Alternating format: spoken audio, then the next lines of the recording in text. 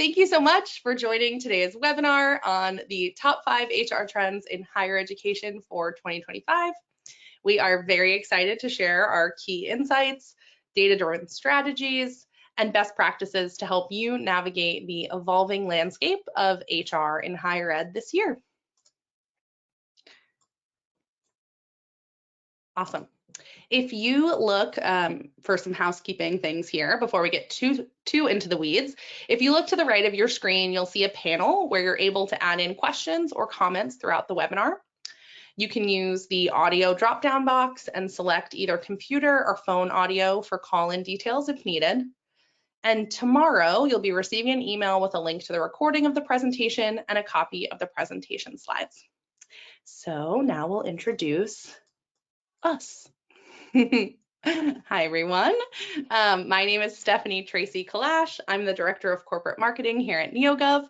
I've almost been here for a year now, and it's been wonderful to talk with our customers and talk with folks in the industry to really understand your needs and then be able to share our data with all of you as well.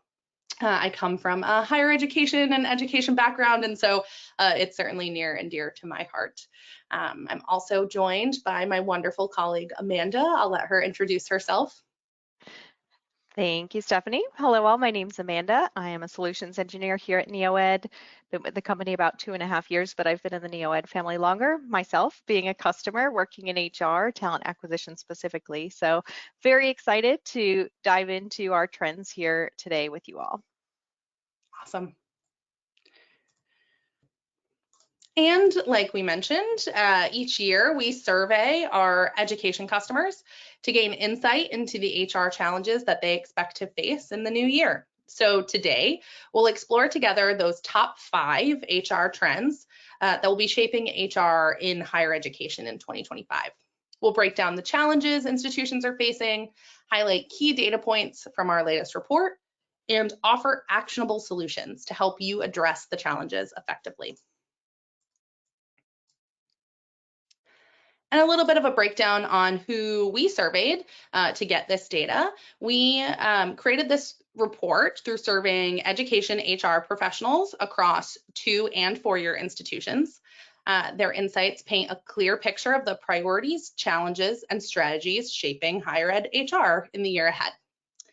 Now that you know who we've surveyed, let's take a look at what they cited as their top priorities for this year.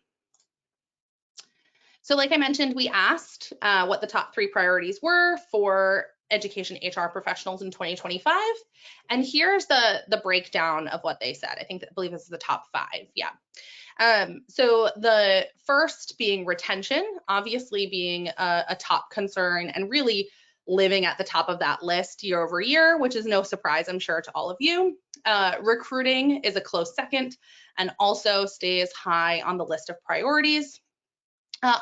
Operational efficiency, has been growing in importance, and I know, or I'm sure it's no surprise to you all, the sort of adage of doing more with less, right? And so understanding operational efficiency and how you can incorporate that at your institution certainly is key for this year. And then employee engagement is also critical for long-term success. I would tack leadership development right in there with employee engagement, as the best leaders on your campuses can really help to usher forward those employee engagement initiatives. These priorities highlight those biggest challenges and focus areas for HR leaders. But how are institutions adapting to the challenges? Based on our full survey data and insights, we've identified 5 key trends shaping education HR in 2025. So let's take a closer look at what's driving that change and how your department can stay ahead. All right, drum roll.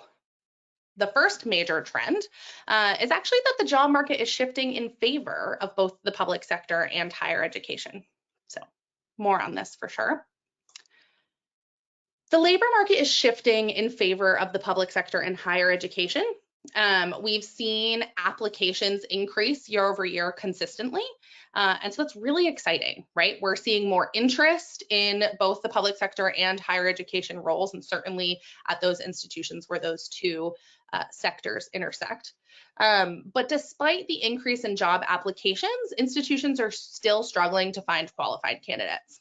Our survey data showed that 80% of employees left their roles in higher education for higher paying opportunities, often in the private sector, right? So you're getting applications, but potentially to the wrong roles, or not to those that are hardest to fill. And then you're also competing with higher paying opportunities outside of higher education. And so with those things in mind, it's important to sort of clue in on some strategies that you can employ to attract and retain top talent. Things like including expanding job sourcing, improving job positioning, and enhancing job appeal, and then of course optimizing the hiring process. Something else we've clued in on is the federal restructuring and the federal workforce changes. Obviously are sort of playing an interesting role in the public sector and higher education job market overall right now. Of course, this is an evolving trend and an evolving story that's shifting by the hour sometimes. But knowing that there are folks who are really competent and very skilled in their careers and could make the shift into more academic careers or are interested in roles at higher education institutions will be a really key factor for you in your recruitment efforts this year. So I'll hand it to Amanda now to dive deeper into the details of this first trend. All right, thank you, Stephanie. So higher ed is facing significant hiring and retention challenges despite a growing number of job seekers. Despite those increased applications, higher ed institutions face three major hiring challenges. One of them, competitive salaries. About 60% of respondents said that was an issue for them. Salary gaps between higher ed and private sector remain a top concern here.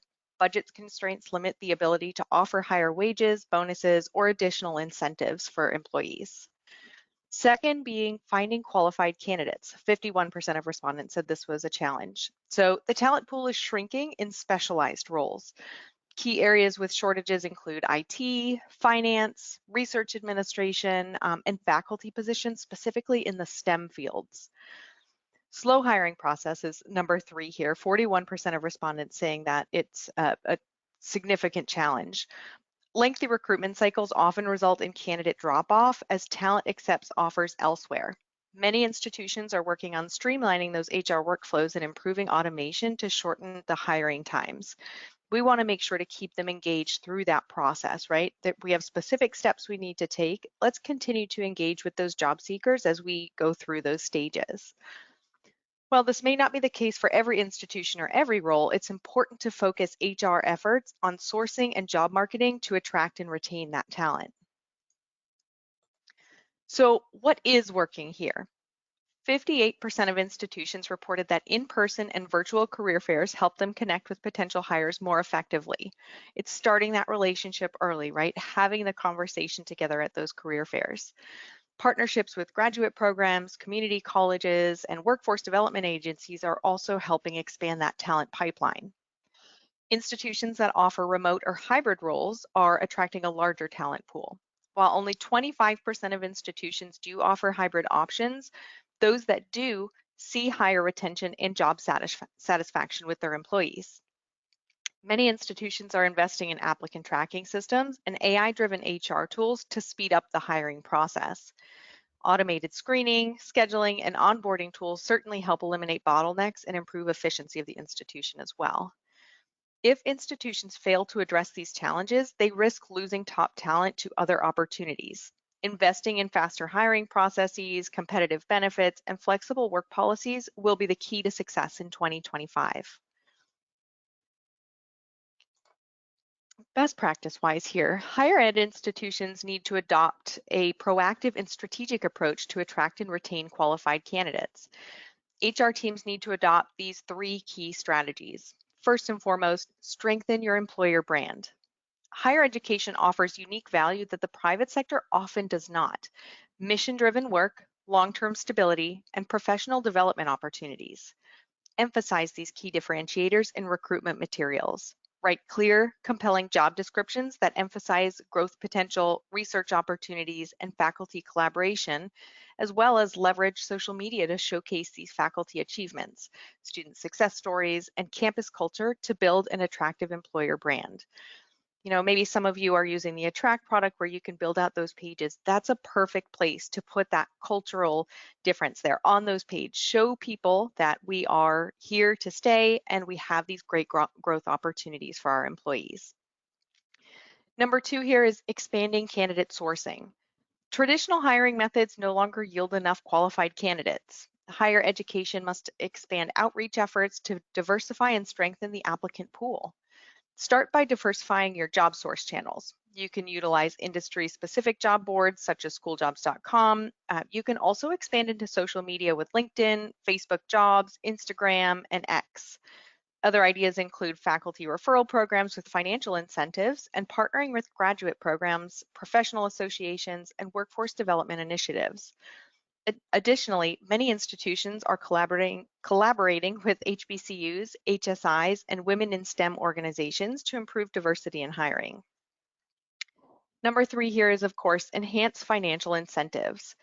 Many institutions are increasing financial incentives to retain top talent. While outright salary increases may not always be possible, institutions are offering signing bonuses, tuition reimbursement, and structured retention bonuses as well. Higher ed is following private sector trends by offering signing bonuses for hard-to-fill roles. Additionally, retention stipends help institutions keep critical faculty members engaged long-term. Improvements in these 3 areas will distinguish you as an employer of choice and better position your institution to attract and retain top talent in 2025.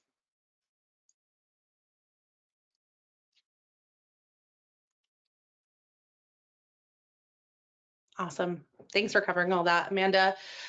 So our second major trend is data-driven decision-making in HR, and what that might look like this year.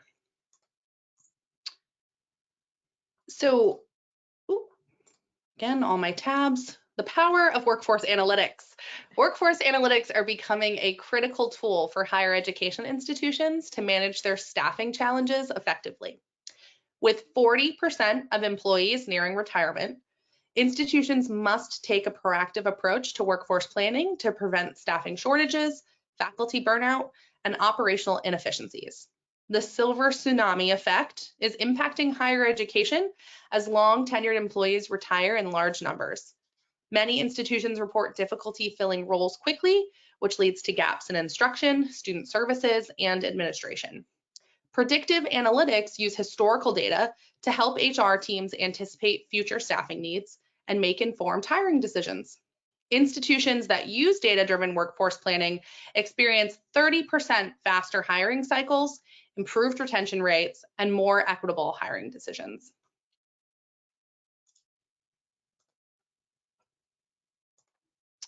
So HR metrics that matter, right?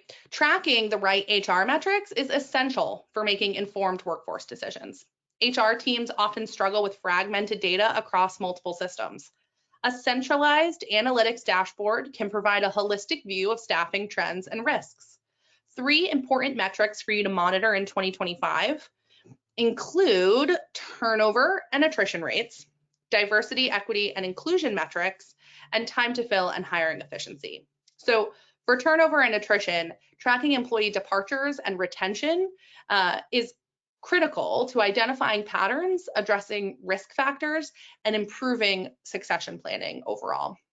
Just keeps you sort of ahead of those trends once you can identify the patterns in your overall workforce. For diversity, equity, and inclusion metrics, you can monitor hiring, promotions, and pay equity to ensure fair and inclusive workforce practices that support institutional goals. And for time to fill and hiring efficiency, you can measure how quickly positions are filled and identify bottlenecks in the recruitment process to improve talent acquisition and reduce vacancy gaps. By leveraging these metrics, institutions can create a more strategic, equitable, and efficient approach to workforce management. In order to embrace data-driven decision-making, this involves 3 key steps. First, invest in HR tech with real-time dashboards. Many institutions still rely on manual data collection, which slows down hiring, retention, and compliance efforts. just makes everyone's job harder overall, right? So real-time dashboards help HR teams to instantly track turnover rates, workforce gaps, and those hiring bottlenecks we just mentioned, which allows them to act quickly rather than react late. Second, train HR teams on data interpretation and scenario planning. So having data is one thing, but knowing how to use it is another. Without proper training, key workforce insights may go unused. HR teams need to analyze turnover trends, forecast retirements, and plan hiring needs proactively. And finally, using AI insights can help optimize the hiring and workforce decisions. AI is transforming HR by automating candidate screening, predicting turnover risks, and balancing faculty workloads. Institutions using AI-powered workforce analytics have seen a 20% reduction in faculty resignations simply by adjusting schedules and offering targeted retention incentives. Ultimately, these steps help institutions to do more with less.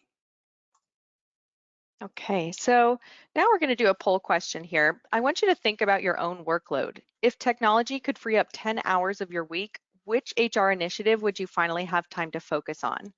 Go ahead and take a moment to select the area you'd focus on most, and we'll show the results here in just a moment. Awesome. I'm going to kick this thing off.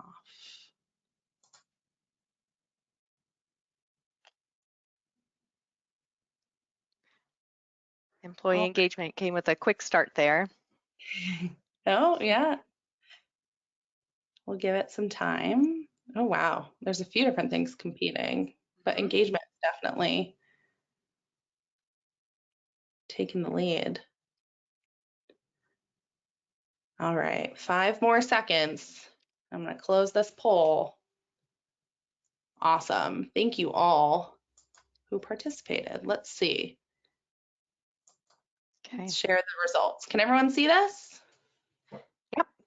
It looks Awesome. like employee engagement and well-being came in first there. 50% of you saying that that's what you would spend your time doing.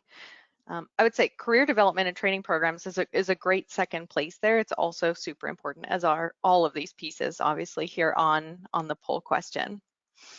Yeah, definitely.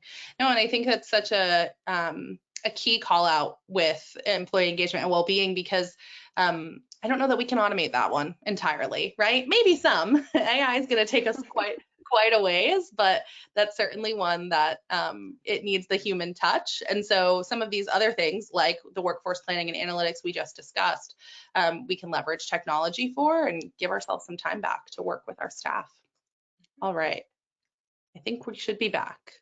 Awesome. Wonderful. All right. So next, let's talk about the importance of employee wellness and mental health. These directly impact retention, productivity, and engagement as well. Faculty burnout is at an all-time high. 2023 Coupa HR data showed record turnover rates. Institutions that fail to address faculty well-being risk long-term staff shortages, increased hiring costs, and diminished student outcomes as well. Despite overwhelming demand, only about 25% of institutions offer flexible scheduling, leaving many employees feeling overworked and dissatisfied. Institutions that offer hybrid or flexible work policies see higher job satisfaction, improved retention, and honestly, just a better work-life balance. Institutions that invest in wellness initiatives, mental health support, and flexible work arrangements are seeing higher retention and job satisfaction. Key trends in higher education are that 60% of institutions now offer wellness programs, including fitness incentives, stress management workshops, and employee assistance programs. Over 50% are providing dedicated mental health benefits, such as counseling services and mindfulness training as well. Hybrid work and flexible schedules are among the most requested benefits, yet it's not a common benefit that's offered. By prioritizing these strategies, colleges and universities can reduce burnout, improve engagement, and foster a more supportive workplace culture. Okay, so additionally here, some best practices for employee well-being include 1, partnering with wellness providers for tailored programs. Generic wellness programs often fail to address the unique stressors that faculty and staff experience in higher education. Specialized wellness providers allow institutions to customize support services that align with faculty and staff needs. Some ways you can do this are maybe partnering with local counseling centers or virtual mental health platforms, on-campus wellness clinics, and financial wellness support through financial advisors to help employees navigate student loan forgiveness programs, retirement planning, and even salary optimization. Another thing that you can do here is regularly assess your employee needs through surveys. Many wellness programs fail due to lack of engagement. Continuous feedback ensures programs remain relevant and effective over time. Establish a cadence for faculty and staff wellness surveys to get feedback on employee satisfaction and well-being. Communicating survey results and planned actions demonstrate to employees that their input leads to real workplace changes. Think about those employee stay surveys, right? If we're collecting that data, we want to be sure that we're taking action on those results as well. We want to make sure that our employees know that we're not just collecting the feedback for our own good, we're collecting it for their good so that we can do things and support them in ways that they've expressed that they need. The third thing here, of course, that we can do is encourage work-life balance. Faculty and staff often feel obligated to work beyond contracted hours, which obviously leads to burnout and disengagement. Institutions that mandate or strongly encourage PTO usage see lower stress levels and higher productivity. Okay, so we're going to do another question here. We're actually going to use the comment section for this poll. We'd love to hear what your institution is doing to improve employee wellness.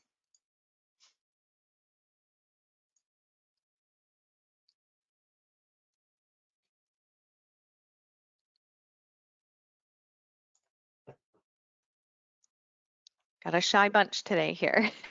Is anyone doing anything now for improving employee wellness or anything potentially that they'd like to do in this coming year?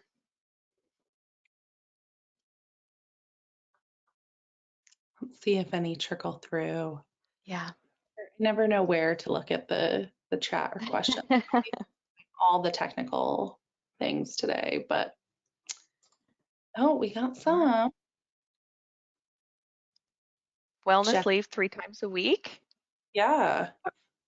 Get Fit Texas going on now. Awesome. So sort of wellness and getting fit programs. Wonderful.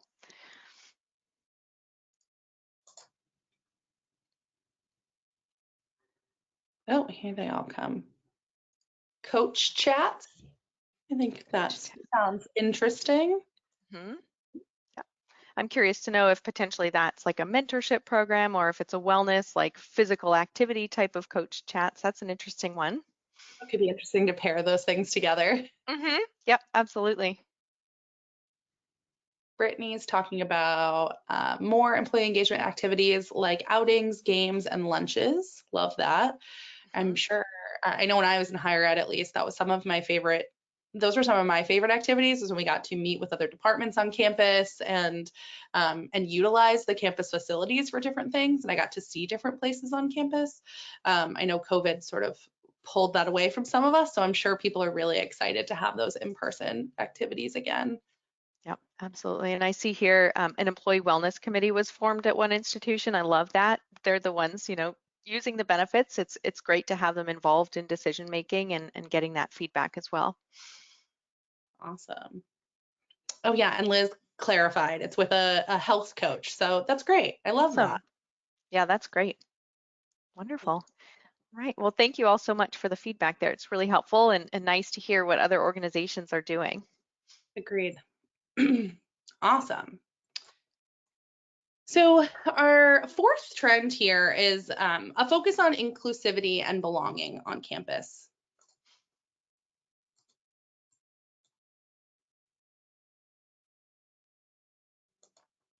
And as far as the state of DEI in higher education is concerned, obviously similar to the federal workforce changes we referenced earlier, this is changing by the day. But I think it's still critically important, and we all know that, especially you all know that as HR professionals, right? That ensuring that your staff and then in turn the students on campus feel as though they have a place where they belong, that they're being heard.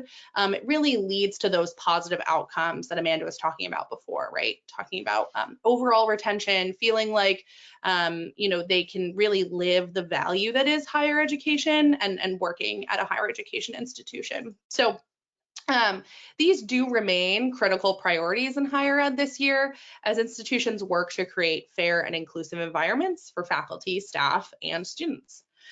Progress has been made in this area, but challenges still exist to ensure equitable hiring, pay, and advancement opportunities.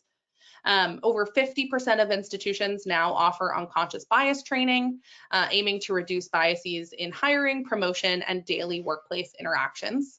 Many institutions prioritize pay equity and promotion tracking, ensuring that compensation gaps and advancement opportunities are monitored and addressed. Mentorship programs, which we talked a little bit about, are increasingly used to support underrepresented faculty and staff and provide career guidance and leadership development. And workforce analytics, like we mentioned earlier, are helping HR teams to track diversity goals, allowing institutions to assess programs, identify gaps, and refine hiring strategies.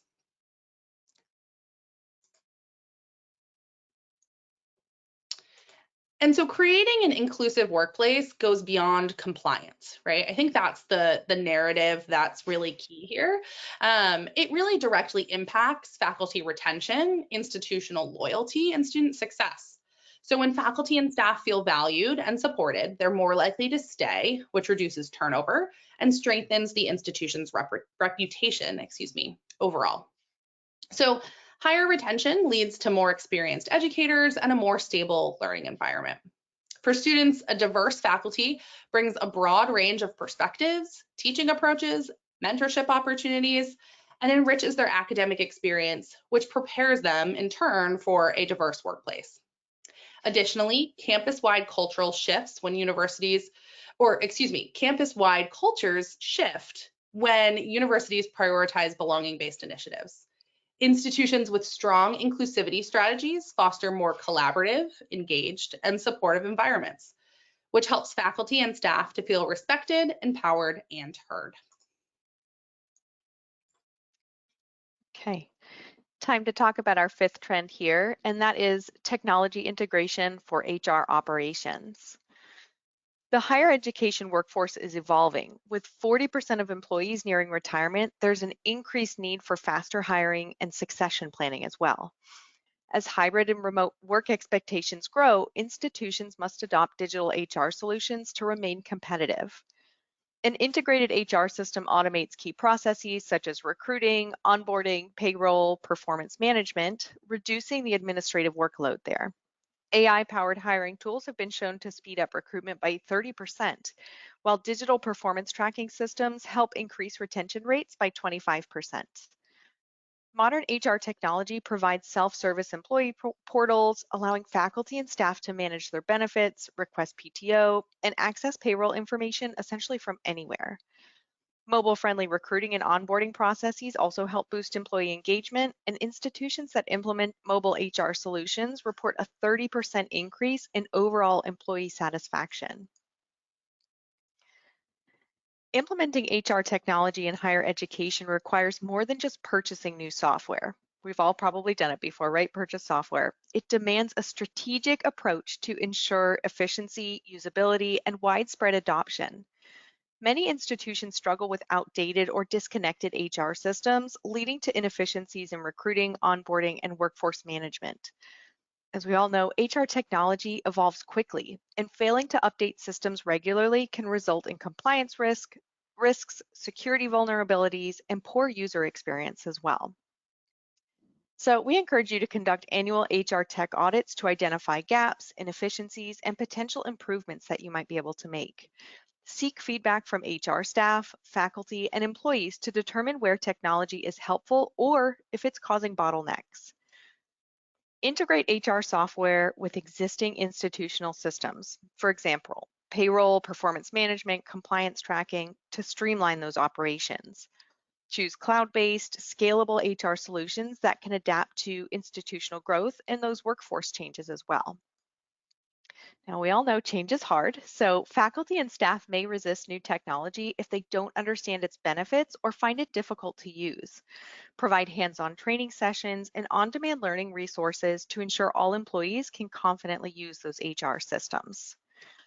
Successful HR tech implementation isn't just about choosing the right system. It's about optimizing it regularly, ensuring it's scalable and user-friendly, and training employees to use it effectively. Institutions that follow these best practices will maximize the efficiency, enhance employee experience, and future-proof their HR operations. So before we wrap up here, I just want to review some of the key takeaways. The higher education job market is obviously evolving, and institutions must adapt their hiring and retention strategies to stay competitive. So data-driven HR is essential for workforce planning, helping institutions forecast hiring needs, anticipate retirements, and really optimize those staffing decisions. Employee well-being and mental health are now critical retention factors, with institutions prioritizing wellness programs, flexible work options, and burnout prevention. Diversity, equity, and inclusion remain crucial for institutional success, strengthening faculty retention, student engagement, and overall workplace culture.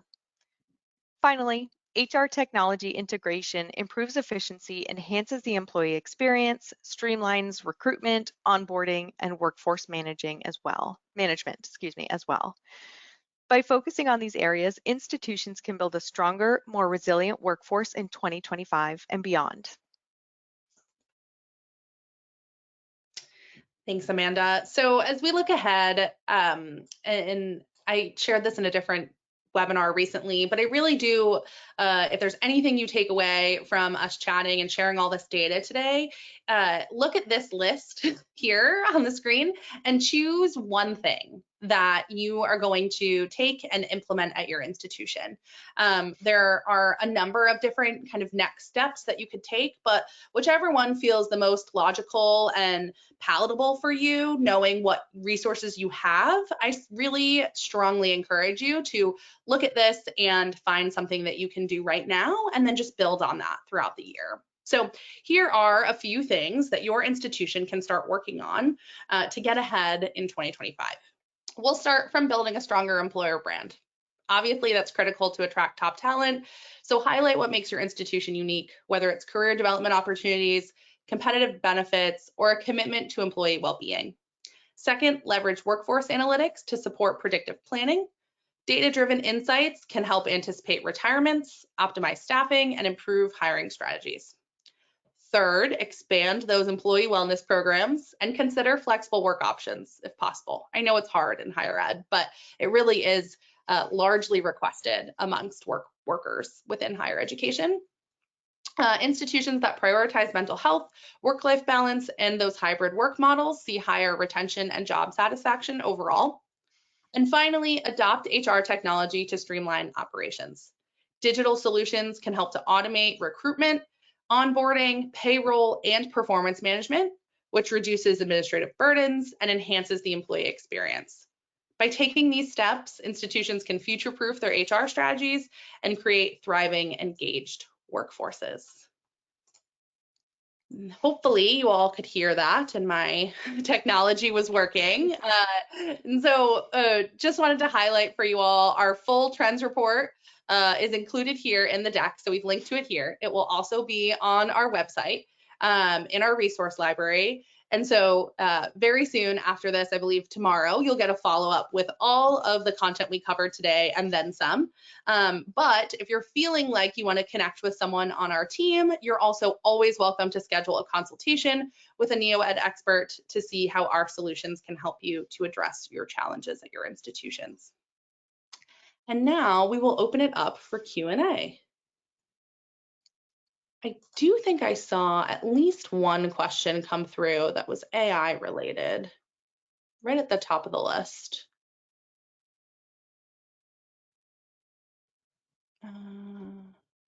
Okay, so the question is, you mentioned AI utilization for optimizing workforce and recruitment. Do you have any suggested softwares? So my thoughts here is I work a lot with our Attract product, which is obviously it's a candidate relationship manager to help us do a little bit more proactive recruitment in higher education. I use it a lot when I use the attract system where you can build out pages. I tend to use just ChatGPT just to get some good text bubbles that I can add in there. I find it really helpful. I know sometimes I'll sit down to write something and I don't even know where to start, right? So even if ChatGPT helps give me sort of that kickoff, the push of what I can add into those web pages to help express what our workplace culture looks like, or what it looks like to work at the organization, I think that's a really good first step, simple place to start. ChatGPT, it's, you put in your prompt, ask your question, and get some text back from it. So I find that is a really great starting point, and it's very simple to use as well. Any thoughts for you, Stephanie? No, I would agree. I think we've all started to sort of weave it in. We see it across different sectors throughout the public sector, as well as education and even public safety. There are sort of varied degrees of hesitation around AI, and I'm sure your institutions have some kind of policy that they've rolled out, and that's not unique within the private sector as well. Many institutions have it. I've seen them myself. That said, wherever you can, to Amanda's point, just get sort of tweak your text, right? Get some ideas. It's a really good starting point to starting to incorporate AI and cutting down on the time you might otherwise spend researching or sort of mulling over something like writing copy on your attract pages. You might not be a marketer yourself, and so jump into chat gpt and leverage it where you can.